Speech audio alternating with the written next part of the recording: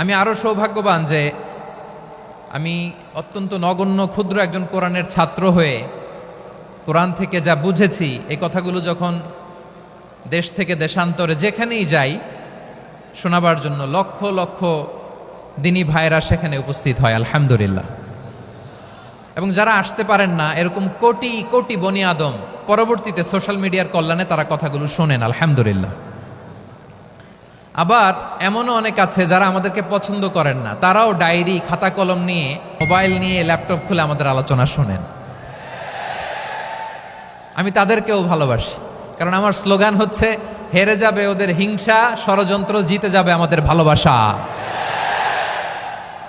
যারা আমাদের বিরোধিতা করে, আমাদের ব্যাপারে ঘৃণা ছড়ায়, তাদের জন্য আমাদের বুক ভরা দরদ আর ভালোবাসা আছে না নাই? কারণ ভালোবাসা দিয়ে যা জয় করা যায় কঠোরতা দিয়ে তা পারা যায় না। তো যারা বিরোধিতার জন্য আমাদের আলোচনা শোনেন তাদেরকেও ওয়েলকাম। যারা আমাদের আলোচনা আউট অফ কনটেক্সট নিয়ে এক জায়গার মাথা আরেক জায়গার লেজ জুড়ে দেন তাদেরকেও ওয়েলকাম।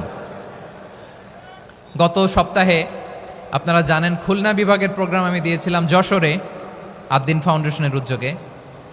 তো যশোরের প্রোগ্রামের এক ভিডিওর পেছনে আমাদের কিছু দিনী ভাইরা 6 বছর আগের এক অডিও ব্যাকগ্রাউন্ডে জুড়ে দিয়ে বিভ্রান্তি ছড়ানোর জন্য সোশ্যাল মিডিয়াতে ছড়িয়ে দিয়েছে। তো তাদের প্রতিও আমাদের কোনো রাগ নাই, ক্ষোভ নাই। তারা হয়তো দিনই তাকাদা থেকেই করেছে, কিন্তু তারা হয়তো বুঝতে পারে নাই এই যে রিসেন্ট আলোচনার ভিডিওর পেছনে 6 বছর আগের অডিও জুড়ে দেওয়া, এটাকে বাংলায় বলে প্রতারণা। কি বলে? প্রতারণা, ধোঁকাবাজি। এখনকার আলোচনার ভিডিও আর ব্যাকগ্রাউন্ডে এডিট করে লাগিয়েছে 6 বছর আগের অডিও। এটারে প্রতারণা বলে, ধোঁকাবাজি বলে। আর বিশ্বনবী বলেন মান গশানা ফালাইসা মিন্না, the person who deceives us he is not among us. যে আমাদেরকে ধোঁকা দেয় সে আমাদের অন্তর্ভুক্ত নয়। তো বিশ্বনবীর এই হাদিস তারা মনে রাখে না।